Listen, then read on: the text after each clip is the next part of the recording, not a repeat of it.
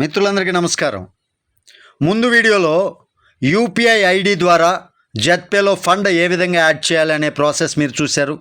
ఇప్పుడు ఈ వీడియోలో అదే add fund process QR code ఉపయోగించి ఏ విధంగా చేయాలి అనేది క్లియర్గా వివరంగా చేయబోతున్నాను. జాగ్రత్తగా గమనించండి. ముందుగా యాప్ ఓపెన్ చేస్తున్నాను. యాప్ ఓపెన్ చేసిన తర్వాత ఫండ్ వ్యాలెట్లో ఫండ్ ఎంత ఉందో చూసుకోండి. 503 రూపీస్ ఉంది, అంటే 503 రూపీస్ ఉంది. ఇప్పుడు యాడ్ ఫండ్ పైన క్లిక్ చేస్తున్నాను. క్లిక్ చేసి 500 రూపీస్ క్లిక్ చేసి పే నౌ పైన క్లిక్ చేస్తున్నాను. ఎప్పుడైతే పే నౌలోకి క్లిక్ చేస్తామో వెంటనే పేమెంట్ గేట్వే సిస్టమ్ ఓపెన్ అవుతుంది. ఇక్కడ చూడండి, చాలామంది అడుగుతూ ఉన్నారు. Jet bazaar solutions private limited company నేమ్తోనే గేట్వే ఉంటుందన్నమాట.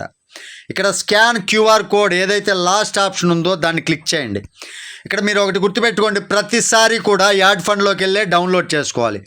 ఒక్కసారి డౌన్లోడ్ చేసినటువంటి క్యూఆర్ కోడ్ని మరలా మీరు రెండోసారి యూజ్ చేయకండి. ఎప్పుడైతే డౌన్లోడ్ క్లిక్ చేస్తారో లేదా స్క్రీన్ షాట్ తీసుకుంటారో ఆ ప్రాసెస్ అప్పటితోటి కంప్లీట్ చేయాలన్నమాట.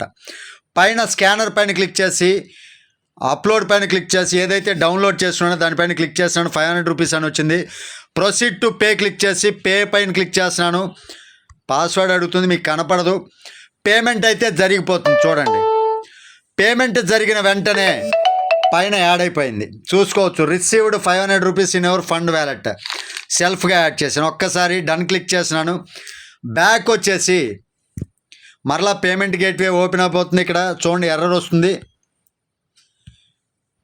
నేను ఒక్కసారి నోటిఫికేషన్ బెల్ సింబల్ పైన క్లిక్ చేస్తున్నాను. క్లిక్ చేసి చూసుకోవచ్చు, ఇప్పుడు 2:58:27 సెకండ్స్ టైం కూడా చూసుకోవచ్చు మీరు. 2:58:27 సెకండ్స్ టైం చూడండి. ఇక్కడ క్లియర్గా యాడ్ అయిపోయింది ఫండ్.